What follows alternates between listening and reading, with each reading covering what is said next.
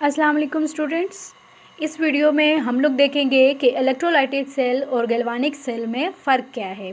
ठीक है, हम लोगों ने पहले की दो वीडियोस में अलग-अलग इन दोनों को पढ़ा था। इलेक्ट्रोलाइटिक सेल क्या है, गैल्वानिक सेल क्या है। तो अब इन्हीं दोनों में फ़र्क देखेंगे कि फ़र्क क्या था दोनों में। ठीक है, तो सबसे पहले हम लोग आ जाते हैं इसके पहले फ़र्क में। तो देखें हमारे पास क्या है, जो गैल्वानिक सेल होता है ये क्या करता है कि ये केमिकल एनर्जी को इलेक्ट्रिकल एनर्जी में कन्वर्ट करता है। ठीक है, और जबकि जो इलेक्ट्रोलाइटिक सेल है ये क्या करता है, ये इलेक्ट्रिकल एनर्जी को किस में कन्वर्ट करता है, केमिकल एनर्जी में। तो पहला तो फ़र्क इनमें यही आ जाता है कि एक का काम है, गैल्वानिक सेल का काम है केमिकल एनर्जी को इलेक्ट्रिकल एनर्जी में कन्वर्ट कर देना, और इलेक्ट्रिकल सेल का क्या काम होता है, इलेक्ट्रिकल एनर्जी को केमिकल एनर्जी में कन्वर्ट कर देना। अब इसके बाद हम देखते हैं कि और इनमें क्या डिफरेंस थे। तो दूसरा हम लोग ये देखते हैं कि जो गैल्वानिक सेल होता है इसमें कौन से रिएक्शंस होते थे, इसमें रिडॉक्स रिएक्शंस होते थे और वो स्पॉन्टेनियस होते थे, मतलब खुद ब खुद होते थे। हम उसे कोई भी एनर्जी नहीं देते थे, वो खुद ब खुद होते थे। एक रॉड पे ऑक्सीडेशन हो रहा होता था, दूसरे रॉड पे रिडक्शन हो रहा होता था, और वही किस में कन्वर्ट होते जाते थे, इलेक्ट्रिकल एनर्जी में कन्वर्ट होती जाती थी। ठीक है, लेकिन जो इलेक्ट्रोलाइटिक सेल है, इलेक्ट्रोलाइटिक सेल में क्या होता है कि जो इलेक्ट्रोलाइटिक सेल है ये क्या करता है, इसमें जो रिडॉक्स रिएक्शंस होते हैं वो क्या होते हैं, नॉन स्पॉन्टेनियस होते हैं। ये खुद ब खुद नहीं हो सकते। यहाँ पे हम लोग इलेक्ट्रिकल एनर्जी देते हैं और इलेक्ट्रिकल एनर्जी की वजह से ये जो रिएक्शंस हैं वो स्टार्ट होते हैं। ठीक है, तो ये हो गए इनके दो डिफरेंस।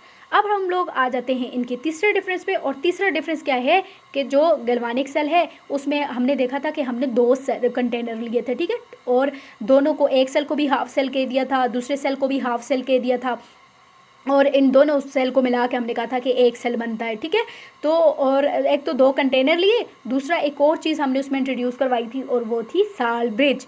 जबकि हमारे पास जो इलेक्ट्रोलाइटिक सेल है, आप लोगों ने देखा होगा जब इलेक्ट्रोलाइटिक सेल पढ़ा कि इसमें तो सिर्फ हम एक ही कंटेनर का यूज़ करते थे। ठीक है, और साल्ट ब्रिज का भी बिल्कुल कोई इस्तेमाल भी नहीं था। ठीक है, तो इस तरह से हमारे पास ये हो जाते हैं इनके तीन डिफरेंसेस। अब हम लोग देखते हैं कि इसमें और ऐसे क्या क्या डिफरेंसेस थे जो कि हम लोगों को नज़र आए। तो सबसे पहले जो हमारे पास इसका आ जाता है नेक्स्ट, वो है कि देखो एनोड की बात करते हैं, इनके इलेक्ट्रोड्स की बात करते हैं। तो सबसे पहले अगर हम लोग देखें इसमें गैल्वानिक सेल में, तो गैल्वानिक सेल में जो एनोड था वो नेगेटिव था और जो कैथोड था वो पॉजिटिव था। ठीक है, हमने कहा था ना कि जो एनोड है, क्योंकि वहाँ पे जिंक जो है वो अपने इलेक्ट्रॉन देता है, इलेक्ट्रॉन उस इलेक्ट्रोड पे बहुत ज़्यादा होते हैं, जिस वजह से वो नेगेटिव होता है, और जो कैथोड होता है वो पॉजिटिव होता है, क्योंकि वहाँ पे इलेक्ट्रॉन लिए जाते हैं, तो हम लोग कहते हैं वो क्या है, पॉजिटिव है। जबकि जो हमारे पास था इलेक्ट्रोलाइटिक सेल, उसमें क्या था, एनोड जो था, जो कि बैटरी के पॉजिटिव टर्मिनल से अटैच था, हमने उसे नोड कह दिया था, और जो बैटरी के नेगेटिव टर्मिनल से जुड़ा हुआ था उसे हम लोगों ने कैथोड कह दिया था। तो जो उनके में चौथा डिफरेंस है वो क्या आ जाता है, इनके इलेक्ट्रोड्स का, कि गैल्वानिक सेल में जो एनोड है वो नेगेटिव होता है और जो कैथोड होता है वो पॉजिटिव होता है, जबकि इलेक्ट्रोलाइटिक सेल में एनोड पॉजिटिव होता है और कैथोड कैसा होता है, नेगेटिव होता है। ठीक है, बाकी हम इनके जब रिएक्शंस की बात करते हैं कि रिएक्शंस कैसे होते हैं, तो दोनों जो हमारे पास सेल्स हैं, दोनों में रिएक्शंस, एनोड पे गैल्वानिक सेल पे भी ऑक्सीडेशन होता है और कैथोड पे रिडक्शन होता है, और इलेक्ट्रोलाइटिक सेल में भी एनोड पे ऑक्सीडेशन ही होता था और कैथोड पे रिडक्शन ही होता था। ये दोनों, ये जो है इनकी सिमिलैरिटीज़ भी आ जाती हैं कि दोनों जो सेल हैं इनमें एनोड और कैथोड पे जो अमल हो रहे हैं, रिडॉक्स रिएक्शन जो कि इलेक्ट्रॉन देने और लेने का जो हो रहे हैं, ऑक्सीडेशन और रिडक्शन में दोनों पे सेम हो रहे हैं। ठीक है, क्योंकि हमने देखा था कि जो गैल्वानिक सेल है उसमें वहाँ पे भी एनोड पे ऑक्सीडेशन ही हो रही थी, मतलब लॉस ऑफ इलेक्ट्रॉन हो रहा था, और कैथोड पे गेन ऑफ इलेक्ट्रॉन हो रहा था। तो इलेक्ट्रोलाइटिक सेल में भी क्या होता है कि गेन ऑफ एनोड पे क्या होता है, लॉस ऑफ इलेक्ट्रॉन होता है, और कैथोड पे क्या होता है, गेन ऑफ इलेक्ट्रॉन होता है।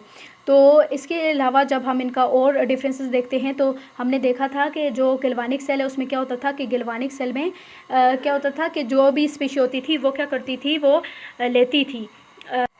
तो हमने देखा था कि जो यही गैल्वेनिक सेल था उसमें जो इलेक्ट्रॉन है कौन सप्लाई करता था, जो भी जैसे जिंक इलेक्ट्रोड है वो इलेक्ट्रॉन देता था, तो वही स्पेशी क्या करती थी, वही इलेक्ट्रॉन को सप्लाई करती थी, कहाँ से, एनोड से, वो कैथोड पे जा रहे होते थे। ठीक है, मतलब कि इलेक्ट्रॉन सप्लाई कौन से करती थी, वही स्पेशी करती थी जो कि ऑक्सीडाइज होती थी।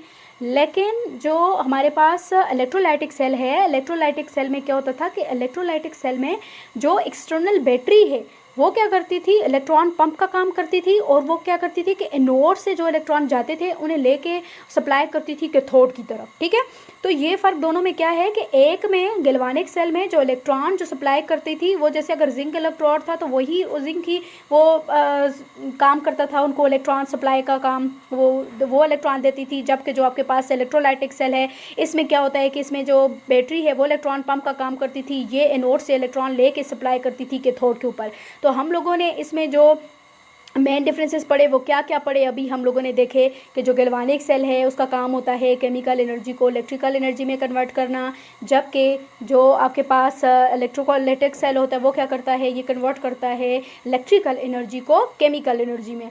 फिर हमने ये पढ़ा कि जो रिडॉक्स रिएक्शंस गैल्वेनिक सेल में होते हैं वो स्पॉन्टेनियस होते हैं, और इन रिएक्शन की वजह से जो है इलेक्ट्रिकल एनर्जी जो है तो बनती है, जबकि इलेक्ट्रोलाइटिक सेल में क्या होता है कि रिडॉक्स रिएक्शन नॉन स्पॉन्टेनियस होते हैं, उनको हम लोगों को इलेक्ट्रिकल एनर्जी देनी पड़ती है केमिकल रिएक्शंस करवाने के लिए। ठीक है, फिर इसके बाद हमने और क्या देखा कि इन जो गैल्वेनिक सेल होता है इसमें 2 सेल लिए जाते हैं, और उनमें साल्ट ब्रिज का भी हम इंट्रोडक्शन करवाते हैं, साल्ट ब्रिज को भी यूज़ करते हैं। जबकि जो इलेक्ट्रोलाइटिक सेल होता है इसमें हम लोग क्या करते हैं कि एक ही कंटेनर में 2 इलेक्ट्रोड को डिप करते हैं और साल्ट ब्रिज का इस्तेमाल हम लोग नहीं करते।